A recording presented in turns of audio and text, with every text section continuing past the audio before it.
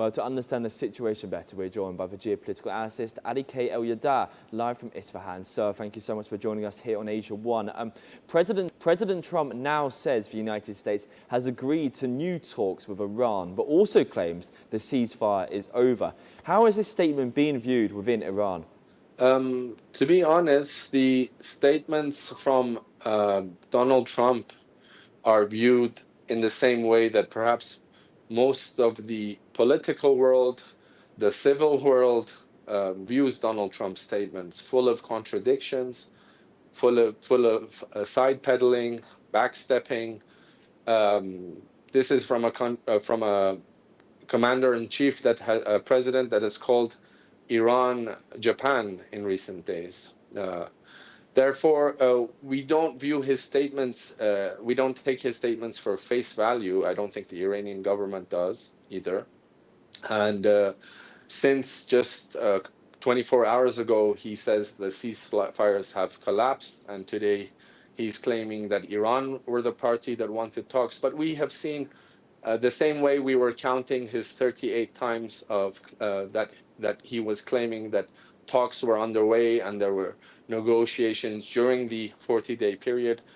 These could be lies, these could be contradictory statements. However, I think what's apparent is a country that is in distress or in panic mode and is not managing the geopolitical situation properly and professionally only contradicts themselves or makes a 180-degree turn on their statements. So I think Trump feels the political pressure that will ensue a continuous volatility in the Strait of Hormuz and this area. And I think he is the party that should be embracing diplomacy more, as obviously they have also been the violating party from point number 1 in the memorandum and ongoing, even point number 5. Therefore, his statements, again, we don't take his statements too seriously. I don't think the Iranian government does either. But we have to see the ongoing developments in the further days. And so Trump also says Washington accepted Iran's request to continue negotiations.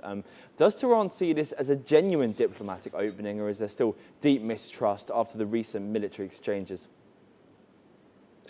Obviously, the trust deficit is immense. You're talking about two parties that have had immense mistrust created before them, and the violating party were the American parties. Iran was conducting diplomacy before the 12-day war. Iran was conducting diplomacy before the 40-day war, the Ramadan war. Therefore, any kind of volatility, and Iran knows that the Americans are pretty much agreement incapable. This was, I'm quoting Sergei Lavrov, who had stated in the past that Americans are basically agreement incapable. But in the past, the Americans have acted with impunity, without accountability, and since they were met with a strategic defeat, which culminated in the MOU and the diplomatic efforts of Pakistan that achieved the MOU, and the MOU was basically a statement of capitulation, an agreement of capitulation, which Trump duly signed. So trying to wiggle his way out of it, or trying to detach or drift away from the MOU is obviously a cause for concern in regards to diplomacy. But again, Iran has a geopolitical and geoeconomic advantage. The Strait of Hormuz is going to be causing global energy havoc. Therefore, the pressure is on for diplomacy. I think a lot of this rhetoric, a lot of this posturing is in a way a bluff game. True, there have been strikes from both sides, but I don't think either side, especially the American side, is willing to go into an all-out war. I think there has been depletions of the American stockpiles of THAAD missiles, Patriot missiles, and military equipment. I don't think they will be having the muscle or might or the appetite for a continuous war of aggression. Therefore, I think diplomacy has a chance still going forward. And so Qatari mediators are once again engaging with Iranian officials. Do you believe these mediation efforts can keep diplomacy alive despite all the recent escalation?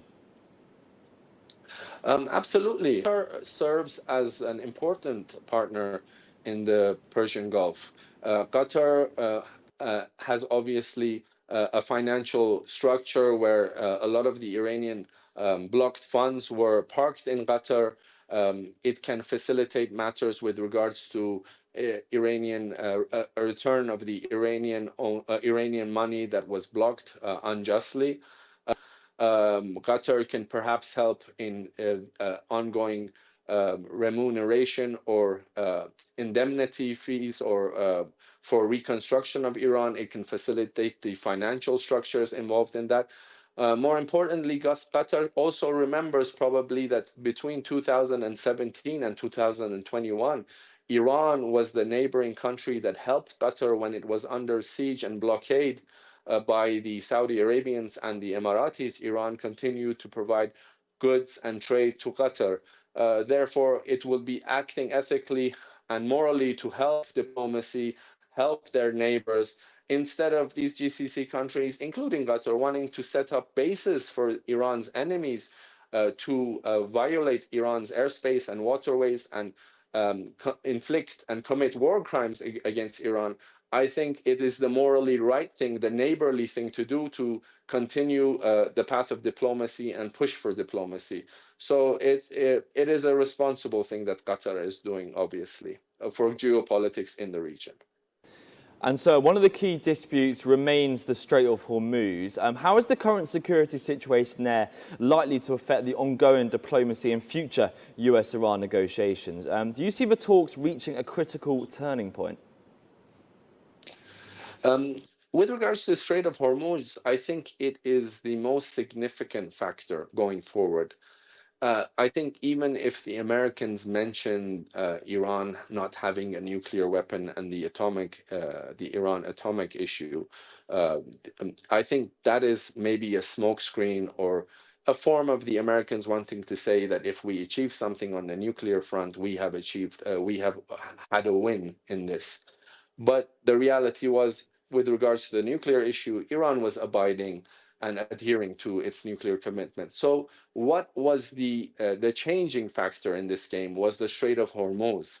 Iran, by asserting its dominance in the Strait of Hormuz, and rightfully so, justifiably so, because it was through the Strait of Hormuz and the waterways next to the Strait of Hormuz, meaning the Persian Gulf, the Gulf of Oman, it was through the bases from the countries to the south of the Strait of Hormuz that Iran was met with aggression.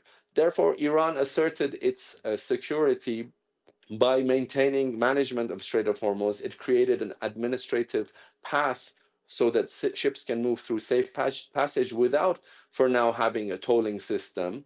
And it has been courteous to do so because since it was the party that was met with an illegal war of aggression, Iran could have been charging for retribution or reconstruction already. But it was courteous enough to abide by the MOU, for now administer and keep their goggles and eyes on the Strait of Hormuz.